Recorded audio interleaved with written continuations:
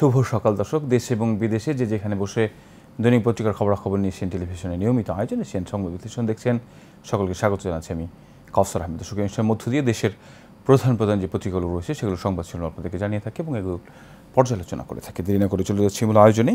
আমার হাতে থাকা সবগুলো পত্রিকার শিরোনাম আপনাদেরকে এক এক করে জানাবো। শুরুতে যে পত্রিকাটি আমার হাতে রয়েছে দৈনিক দেশ রূপান্তর যেটিকে সংবাদ শিরোনাম করেছে, আমরা দেখছি যে শাহবাগ থানার সামনেই পুলিশের ব্যারিকেড এবং সেখানে শাহরি আলম সাম্য হত্যার দাবিতে তারা ইনস্টিটিউটের শিক্ষার্থী রয়েছে, তারা কিন্তু সেগুলো ঘেরাও করে রেখেছে আমরা দেখেছি এবং 48 ঘন্টার আলটিমেটাম দেওয়া হয়েছে।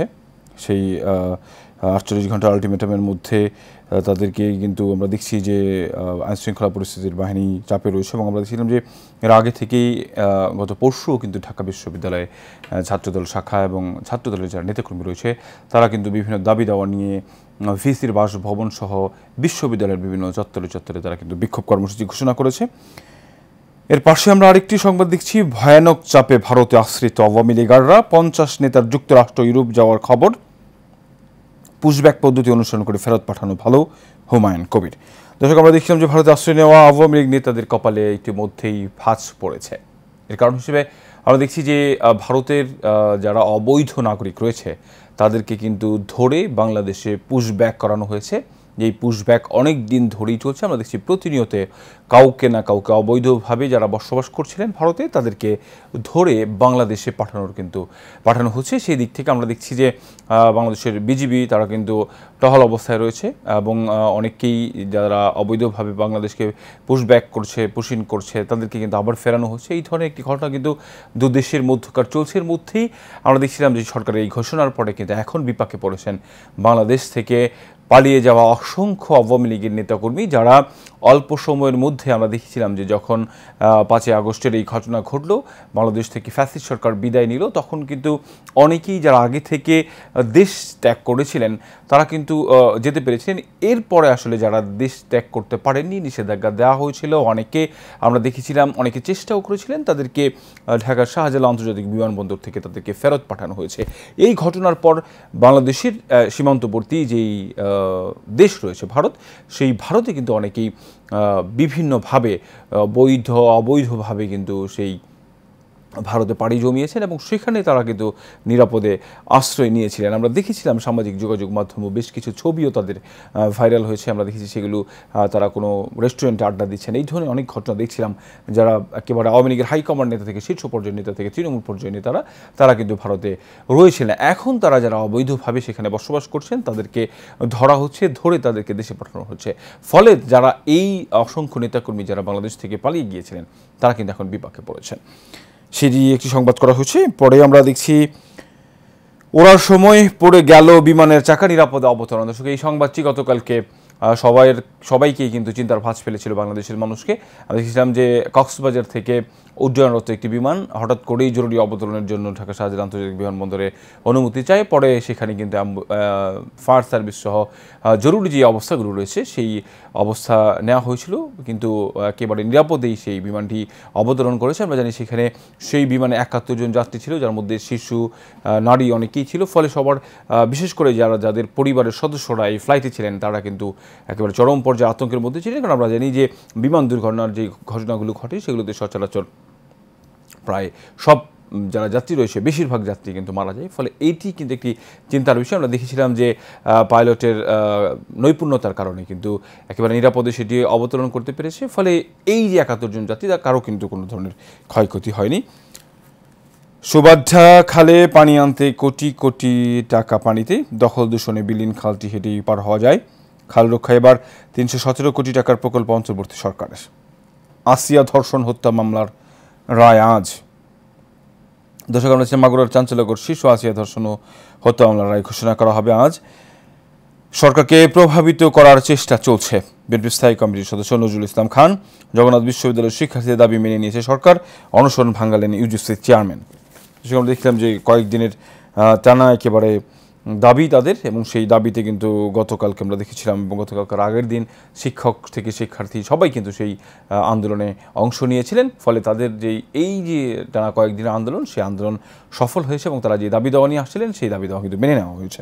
ইয়াঙ্গুনে বাংলাদেশ দূতাবাসের প্রতিরক্ষা উপদেষ্টা প্রত্যাহার, নারীর ডাকে মৈত্রী যাত্রায় 3 দফা ঘোষণা। ভারত পাকিস্তান যুদ্ধবিরতির মেয়াদ বাড়লেও আছে সংখ্যা। ঈদের আগেই এসি বাসে ভাড়া বৃদ্ধি। ঈদ উল ফিতরে 50 থেকে 100% বেশি আদায় করা হয়। এনসিপির যুব উইং জাতীয় যুব শক্তির আত্মপ্রকাশ। দেশ রূপান্তরের সংবাদ শিরোনাম জানাচ্ছিলাম। দর্শকরা জানি যে আসলে পত্রিকাগুলো প্রায় একই ধরনের সংবাদই করে থাকে, প্রায় সবগুলো পত্রিকার কাছাকাছি। আমরা দেখছি যুগান্তর আসলে কি সংবাদ শিরোনাম করেছে আজকে, সেটি আপনাদেরকে জানানোর চেষ্টা করছি। নানামুখী সংকট, রাজনৈতিক দল ও বিশ্লেষকদের অভিমত, নির্বাচনের পথেই সমাধান। রাজনৈতিক দলগুলোর সঙ্গে বসে সংস্কারের ব্যাপারে সিদ্ধান্ত নিয়ে দ্রুত নির্বাচনে যাওয়া উচিত। নির্বাচন যত দেরি হবে, দেশ ও গণতন্ত্র তত বেশি ক্ষতিগ্রস্ত হবে। শান্তি শৃঙ্খলা অবনতিরও শঙ্কা। এর পাশে রাজধানী কাকরাইলে শুক্রবার রাতে জগন্নাথ বিশ্ববিদ্যালয়ের শিক্ষার্থীদের অনশন ভাঙাচ্ছেন চেয়ারম্যান SM-এ ফায়েজ। সাম্য হত্যা উত্তাল ঢাকা বিশ্ববিদ্যালয়, শাহবাগ থানা ঘেরাও, আসামি গ্রেফতারের আলটিমেটাম। দাবি মেনে নিল সরকার। জগন্নাথ বিশ্ববিদ্যালয়ের শিক্ষার্থীদের কর্মসূচি প্রত্যাহার। রাজধানীর দুর্বৃত্তের ছুরিকাঘাতে নিহত 2। কক্সবাজার থেকে ছেড়ে আসা যে বিমানটি রয়েছে সেটির আমরা উড্ডয়নের চিত্র দেখছি। 1 টাকা ছাড়াই হয়তো সাধারণ আন্তর্জাতিক বিমানবন্দরে অবতরণ করেছিল বিমানটি। পাইলটের দক্ষতায় 71 যাত্রীর প্রাণ রক্ষা। আকাশে খুলে পড়ল বিমানের চাকা। নিরাপদ অবতরণ তদন্ত কমিটি গঠন। উড়ন্ত চাকার আঘাত লাগলে বিমানটি ক্র্যাশ হতে পারত। অবতরণের আগেই বিমানবন্দর জুড়ে ছিল রেড অ্যালার্ট। বিএসএফের পুশিন চেষ্টা রুখে দিল বিজিবি জনতা। যেসব আমরা একটু আগেই বলছিলাম যে আসলে অবৈধভাবে বসবাসকারী নাগরিকদের কিন্তু বাংলাদেশে পুশিন করা হচ্ছে। এরপর রয়েছে দৈনিক ইত্তেফাক পত্রিকা। ইত্তেফাক যেটিকে সংবাদ শিরোনাম করেছে, ভাঙছে 51বর্তী পরিবার, শিথিল হচ্ছে বন্ধন, সোনারাঙ্গা মধুময় দিন এখন কেবল স্মৃতি। ন্যায়ভিত্তিক দেশ গড়ার সংগ্রাম হাল না ছাড়ার অঙ্গীকার। 3 দফা দাবিতে নারীর ডাকে মৈত্রী যাত্রা। আসছে বাজেট 2025-26 ন্যূনতম করের চাপ বাড়ছে। এখন ব্যবসা বাণিজ্য প্রবৃদ্ধির গতি কমে গেছে। এই সময় ন্যূনতম কর হার না বাড়ানোই যৌক্তিক হবে, রূপালী চৌধুরী। ডিজিটাল রূপান্তরের ক্ষেত্রে নারী পুরুষের সমান সুযোগ নিশ্চিতের সরকার প্রতিশ্রুতিবদ্ধ, প্রধান উপদেষ্টা। এরপর আমরা দেখছি সাম্য হত্যার ঘটনায় জড়িতদের গ্রেফতারে 48 ঘন্টা আলটিমেটাম, শাহবাগ থানা ঘেরাও। ঢাকা বিশ্ববিদ্যালয়ের শিক্ষার্থী সাম্য হত্যা। পুলিশের হাতে মরণাস্ত্র থাকা না থাকা অস্ত্র নয়, নির্দেশনাই বেশি গুরুত্বপূর্ণ। মনিরুজ্জামান, আশরাফুল হুদা, নুরুল হুদা কয়েকজনের বিশ্লেষণধর্মী একটি সংবাদ আমরা করা হয়েছে, এখানে আমরা দেখছি। এরপর রয়েছে নয়া দিগন্ত। 15 গ্যাস কূপে অনুসন্ধান ও খনন, চাহিদার বিপরীতে দৈনিক ঘাটতি 130 কোটি ঘনফুট। 2026 সালের শেষে এসব থেকে সুফলের প্রত্যাশা। জগন্নাথ বিশ্ববিদ্যালয়ের শিক্ষার্থীদের দাবি মেনে নেওয়া ঘোষণা দিচ্ছেন প্রফেসর ডক্টর SM-এ ফায়েজ। অনশন ভাঙালে নিয়োজিত চেয়ারম্যান। জগন্নাথ বিশ্ববিদ্যালয়ের 4 দফা দাবি মেনে নিয়েছে সরকার। বিজয়নগর সীমান্ত দিয়ে পুশিন চেষ্টা রুখে দিল বিজিবি জনতা। দ্য ইকোনমিস্টের প্রতিবেদন, পরিবর্তনের পথে বাংলাদেশ, নেতৃত্বে ডক্টর ইউনূস। আল জাজিরার বিশ্লেষণ, ভারত পাকিস্তান যুদ্ধ কোনো দেশ ও অঞ্চলের জন্য শুভ নয়। নিচের দিকেও বেশ কিছু সংবাদ দেখছি। ডিপ্লোম্যাটের বিশ্লেষণ, ভারত পাকিস্তান সংকটে ইউনূসের সতর্ক কূটনীতি। সরকারকে বিব্রত করতে চায় না বিএনপি। দলটি বলছে বিভিন্ন পক্ষ নানামুখী এজেন্ডা নিয়ে অন্তর্বর্তী সরকারের উপর ভর করছে। ছাত্র জনতার উপর গুলির নির্দেশদাতা 39 ম্যাজিস্ট্রেট বহাল তবিয়তে। পৌর আওয়ামী লীগ সহ সভাপতির ভাই উপদেষ্টার PS, উপসচিব পদোন্নতির জোর তদবির চালাচ্ছেন 30 ব্যাচের 16 জন। ডিসেম্বরের মধ্যেই নির্বাচন হতে বাধা কোথায়, নজরুল ইসলাম খান। কক্সবাজার থেকে ড্যাশ আচড়ার পর রানওয়েতে খুলে পড়ে চাকা। প্রাতিষ্ঠানিকভাবেই বৈষম্যের শিকার ইসলামী শিক্ষা। কমছে সবজির দাম, বাজার আসছে মৌসুমি ফল। আমার হাতে থাকা বাকি পত্রিকার শিরোনামগুলো জানাবো আপনাদেরকে। হাতে রয়েছে জনকণ্ঠ পত্রিকা। জনকণ্ঠ যেটিকে সংবাদ শিরোনাম করেছে, আসছে গতি ফেরানোর বাজেট, প্রধান উপদেষ্টার কাছে উত্থাপন আজ। জগন্নাথ বিশ্ববিদ্যালয়ের শিক্ষার্থীদের সব দাবি মেনে নিল সরকার, আন্দোলনের স্থগিত। আমরা দেখছিলাম যে গত কয়েকদিন ধরেই বেশ কিছু বিষয় নিয়ে আন্দোলন হচ্ছে এবং তাদের দাবি দেওয়া আদায়ের জন্য দেশের রাস্তাঘাট বন্ধ করে তারা কিন্তু আন্দোলন করে যাচ্ছেন। এই যে পরিস্থিতি, সেই পরিস্থিতির মধ্যে মানুষ কিন্তু চরম পর্যায়ের ভোগান্তিতে পড়েছে। আমাদের এই অনুষ্ঠানের মধ্যে সমসাময়িক বিষয় নিয়ে কথা বলবার জন্য একজন অতিথি ভার্চুয়ালি যুক্ত থাকেন। আজকে আমাদের সাথে যুক্ত আছেন জ্যেষ্ঠ সাংবাদিক নিউজ 24-এর নুরে আলম। নুরে আলম, শুনতে পাচ্ছেন আপনি আমাকে থেকে? হ্যাঁ, শুনতে পাচ্ছি। আমরা দেখছিলাম আজকে যে বেশ কয়েকটি পত্রিকার সংবাদ শিরোনাম পড়লাম, এর মধ্যে উল্লেখযোগ্য যে সংবাদ ছিল জগন্নাথ বিশ্ববিদ্যালয়ের শিক্ষার্থীরা যে 4 দফা দাবি নিয়ে আন্দোলন করে যাচ্ছিলেন গত কয়েকদিন ধরে, রাস্তাঘাট বন্ধ করে সেই তাদের দাবি দেওয়া কিন্তু মেনে নেওয়া হয়েছে এবং সেখানে কিন্তু আমরা দেখছি যে তাদের গতকালকে অনশন ভাঙানো হয়েছে। আমার যেটি প্রশ্ন সেটি আপনার কাছ থেকে যেটি জানতে চাই সেটি হচ্ছে এই যে দাবি দেওয়া আদায়ের যেই পন্থা এখন অবলম্বন করছে অনেকেই যারা এতদিন বঞ্চিত ছিল, সেই দাবি দেওয়া আদায়ের জন্য আমরা দেখছি বিভিন্ন সময়ে সামাজিক যোগাযোগ মাধ্যমে বিভিন্ন ভিডিও ভাইরাল হচ্ছে। একজন বাবার আকুতি আমরা দেখেছি যে আমার বাচ্চা মারা যাচ্ছে, একটু আমাকে যেতে দেন, এমন অনেকেরই ঘটনা রয়েছে অ্যাম্বুলেন্সের মধ্যে। এবং যেহেতু বাংলাদেশের রাস্তা এমনিতেই অপ্রতুল, যতটুকু প্রয়োজন তার তুলনায় অনেক অপ্রতুল, এরপরে আসলে এই প্রধান প্রধান সড়কগুলো বন্ধ করে দিয়ে দাবি দেওয়া আদায়, এই বিষয়টি আসলে আপনি কিভাবে দেখছেন? ধন্যবাদ। আসলে আমাদের দেশে দাবি দেওয়া আদায়ের যে সুষ্ঠু প্রক্রিয়া, এগুলো আসলে কোনো কালেই হয়নি। আমাদের দেশে দাবি দেওয়া আদায়ের পথই হচ্ছে রাস্তা বন্ধ করে দেওয়া, অবরোধ করা, এগুলো।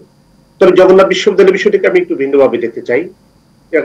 এই সরকার আসার পর থেকেই জগন্নাথের শিক্ষার্থীরা তাদের দাবি দেওয়া নিয়ে আন্দোলন করেছে এবং এই নিয়ে অনেক ঝামেলাও হয়েছে এবং সরকার শেষ পর্যন্ত তাদেরকে দাবি মেনে নেওয়ার আশ্বাস দিয়েছিল। কিন্তু তারপরেও অনেকদিন ধরে যেহেতু অগ্রগতি হচ্ছিল না, সুতরাং তাদের একটা ক্ষোভ থাকতেই পারে। এবং এই আন্দোলনের একটা বৈশিষ্ট্য ছিল যে শিক্ষক এবং শিক্ষার্থী সম্মিলিত ভাবে এই আন্দোলনে নেমেছিল এবং এই শিক্ষকরা একাত্মতা ঘোষণা করেছিল এবং তারা বলেছিল যে আমরা কমপ্লিট শাটডাউনে চলে যাওয়ার, এবং তাদের ক্লাস পরীক্ষা সব বন্ধ ছিল। তো এই সময়টা আমি একটু সরকারের দূরদর্শী থেকে বলবো, কারণ আন্দোলনটা যেহেতু শিক্ষার্থীদের যে আন্দোলন, এই আন্দোলন কিন্তু কোনোভাবেই ছোট করে দেওয়ার সুযোগ নেই। এবং এই জগন্নাথ বিশ্ববিদ্যালয়ের শিক্ষার্থীদের দাবির সাথে দেশের সব ছাত্র সংগঠন এবং তারা একাত্মতা ঘোষণা করেছে। সুতরাং এই দাবি যে কতটুকু যৌক্তিক, এটা সবাই বুঝতে পেরেছে, এটা যৌক্তিক দাবি। কিন্তু এই দাবিটিকে এই পর্যায়ে স্টুডেন্টদেরকে প্রথমে যদি প্রতিহত না করে তাদের সাথে বুঝিয়ে বা দাবি মেনে নেওয়ার, যেহেতু দাবিটা মেনেই নেওয়া হয়েছে, তাহলে কেন 2 দিন আগে মেনে নেওয়া হলো না? এখানে কিন্তু স্টুডেন্টদের সাথে সাথে সরকারের সংশ্লিষ্ট যারা আছে তাদের কিছু দায়িত্ব অবশ্যই আছে, এটা আমি অবশ্যই বলবো। তবে যে কোনো আন্দোলন সংগ্রাম হোক, আমাদের একটা সুন্দর পথ বাছতে হবে যে আমার আন্দোলন সংগ্রাম আমার স্বার্থের জন্য, আমার প্রয়োজনের জন্য আমি অন্যদেরকে বিপদগ্রস্ত করবো কেন? আমি টেলিভিশনে দেখেছি যে অনেক রোগীকে নিয়ে আকুতি জানাচ্ছে যে রাস্তা ছেড়ে দেওয়ার জন্য, এগুলো খুবই মর্মান্তিক। একটি বিষয় আরেকটু আমি আপনাদের সাথে করতে চাই, সেটি হচ্ছে গিয়ে আমরা দেখছি যে এই যে আন্দোলনের যে পন্থা, আসলে আমরা দেখছি যে দাবি দেওয়া কিন্তু মেনে নেওয়া হয়েছে। এর আগেও যত আন্দোলন হয়েছে 2-1টি ছাড়া বেশ বাকি যে দাবি দেওয়াগুলো রয়েছে আমরা সেগুলো দেখি যে দাবি দেওয়া মেনে নেওয়া হয়েছে, না হয়তো আশ্বাস দেওয়া হয়েছে দাবি দেওয়া মেনে নেওয়ার জন্য।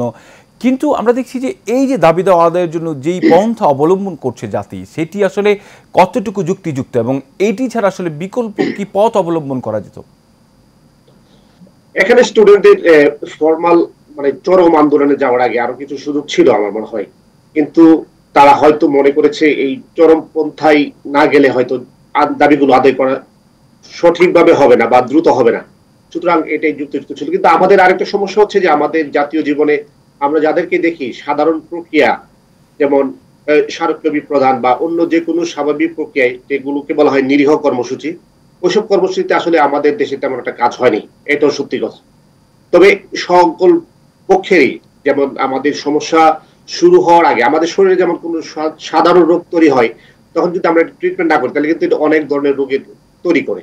ঠিক একইভাবে আমাদের যখন দাবি দাওয়াকে যখন উপস্থাপন করা হয় এবং যেগুলোকে যৌক্তিক হিসাবে গ্রহণযোগ্য সবার কাছে, এগুলোকে যদি মেনে না নেওয়া হয় এবং তখন আসলে এই চাপ দেওয়ার কর্মসূচিগুলো নেওয়া হয় এবং এই চাপগুলো শুধু সরকারের উপরই পড়ে না, সাধারণ জনগণের ভোগান্তি তৈরি হয়। আর বেসিক্যালি হচ্ছে যে মূল কথা, আমাদের যত আন্দোলন সংগ্রামী হোক, এগুলো চাপ সরকারকে দেওয়ার জন্য আমাদের ভোগাইতে হয়, মানে ভোগান্তিটা তৈরি হয় আমাদের সাধারণ জনগণের। আমরা দেখছিলাম যে শুধু এই ছাত্রদের আন্দোলন নয়, আরো বেশ কিছু আন্দোলন কিন্তু ইতিমধ্যেই চলছে এবং আজকেও কিন্তু একটি আন্দোলন এবং মানববন্ধন কর্মসূচি এবং সচিবালয় ঘেরাও কর্মসূচি রয়েছে।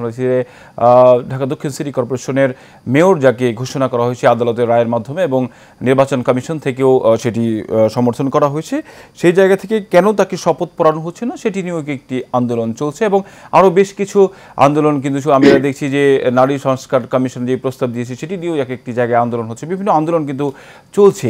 অনেকেই বলছেন যে এইভাবে যদি আন্দোলন চলতে থাকে তাহলে আওয়ামী লীগকে যে নিষিদ্ধ করা হয়েছে, আওয়ামী লীগের লোকেরা এই আন্দোলনের মধ্যে ঢুকে অন্তর্ঘাতমূলক কর্মসূচি করতে পারে এবং দেশের পরিস্থিতি, যে আইনশৃঙ্খলা পরিস্থিতি, সেটি বিঘ্ন করতে পারে। কি মনে হয় আপনার? হ্যাঁ, আমি আপনার কথার সাথে একমাত্র পুরোপুরি একমত। কারণ এখন যাদেরকে নিষিদ্ধ করা হয়েছে বা যারা পালিয়ে গেছে, তো তারা প্রতিশোধ নেওয়ার চেষ্টা করবে, ফিরে আসার চেষ্টা করবে, এবং তারা কিভাবে ফিরে আসবে এগুলোর উপর ভর করে আসার চেষ্টা করবে, এটা সত্যি অবশ্যই। এবং এই যে আন্দোলনগুলো আছে, আমি আরেকটা বিষয় বলতে চাই যে এই বিগত ফ্যাসিস্ট সময়ে কিন্তু মানুষ যে কোনো যৌক্তিক আন্দোলনে সরাসরি রাস্তায় নামতে পারতো না। তাদেরকে প্রতিহত করা হতো, মামলা দেওয়া হতো, ফিজিক্যালি অ্যাসল্ট করা হতো, বিভিন্ন ভাবে আটকে দেওয়া হতো। কিন্তু এখন যে স্বাভাবিক পরিবেশ বিরাজ করছে, মানুষের বাক স্বাধীনতা পুরোপুরি কাজে লাগাতে পারছে। সুতরাং এটা অনেক ক্ষেত্রে আসলে অপব্যবহার করা হচ্ছে যে কোনটুকু যৌক্তিক এবং কি পর্যায়ে আমরা যাবো। দাবি দাওয়া জানানোর প্রক্রিয়াটা কি শাহবাগ বন্ধ করে দেওয়া প্রতিনিয়ত, এবং সেখানে যেহেতু অনেকগুলো হসপিটাল আছে, মানুষের যাতায়াতের বড় সেন্টার এখানে, সুতরাং প্রতিনিয়তই আমরা সেই মানুষকেই ভোগান্তিতে ফেলছি।